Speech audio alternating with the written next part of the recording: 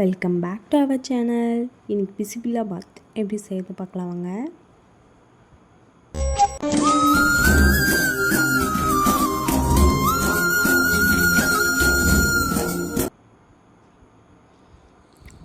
ஒரு டம்ளர் அரிசிக்கு அரை டம்ளர் பருப்பு எடுத்துருக்கேன். எடுத்து நல்லா ஊற வச்சுக்கோங்க. அரிசி பச்சரிசி இருந்தால் போட்டுக்கோங்க, ரொம்ப நல்லாயிருக்கும்.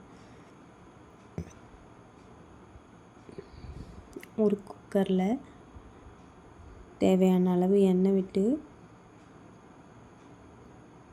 கடுகு உளுந்து போட்டு தாளிச்சுக்கோங்க.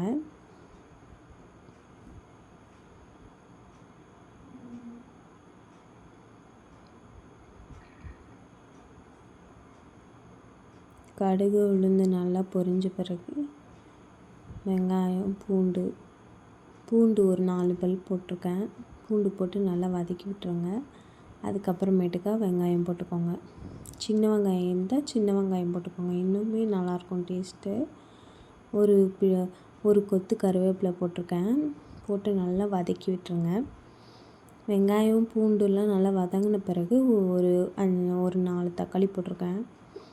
தக்காளியை போட்டு நல்லா வதக்கி விட்டுருங்க.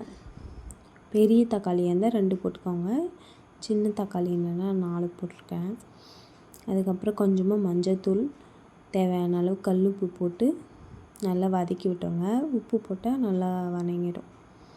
அதுக்கப்புறம் உருளைக்கிழங்கு, கத்திரிக்காய், பீன்ஸ், கேரட், முருங்கைக்காய் எல்லாத்தையும் போட்டு நல்லா வதக்கி விட்டுருங்க.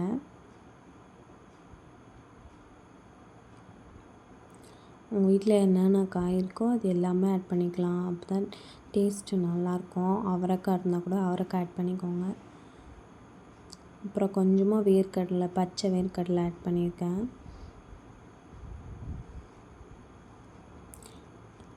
எல்லாத்தையும் ஆட் பண்ணிட்டு நல்லா கிளறி விட்டுருங்க. ஒரு பிஞ்ச் பெருங்காயம்,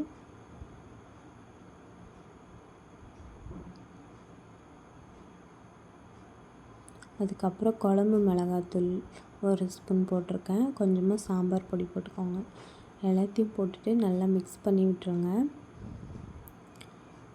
மிக்ஸ் பண்ணி கொஞ்சம் நல்லா காய் வெந்த பிறகு ஒரு டம்ளர் அரிசிக்கு 3 டம்ளர் தண்ணி அளவு வச்சுக்கோங்க. தண்ணி நல்லா கொதித்த பிறகு, நல்லா கொதி வந்த பிறகு போட்டிங்கன்னா உங்களுக்கு சீக்கிரமாக விசில் வந்துடும். அரிசியும் பருப்பும் அப்புறம் கழுவிட்டு போட்டுக்கோங்க. போட்டு நல்லா மிக்ஸ் பண்ணிவிட்டு ஒரு டைம் உப்பெல்லாம் செக் பண்ணிவிட்டு கொத்தமல்லி தழை தூவிட்டு குக்கரை மூடிடுங்க. ஒரு 3-4 விசில் விட்டு ஓப்பன் பண்ணால் கமகமன்னு மணக்கும். அப்புறமா நெய் போட்டு நல்லா மிக்ஸ் பண்ணிவிட்டு சர்வ் பண்ணிங்கன்னா டேஸ்டியான பிசிபிலாபாத் ரெடி. வீட்டில் செஞ்சு பார்த்துட்டு எப்படி இருந்துச்சுன்னு கமெண்ட்டில் சொல்லுங்கள். தேங்க்ஸ் ஃபார் வாட்சிங்.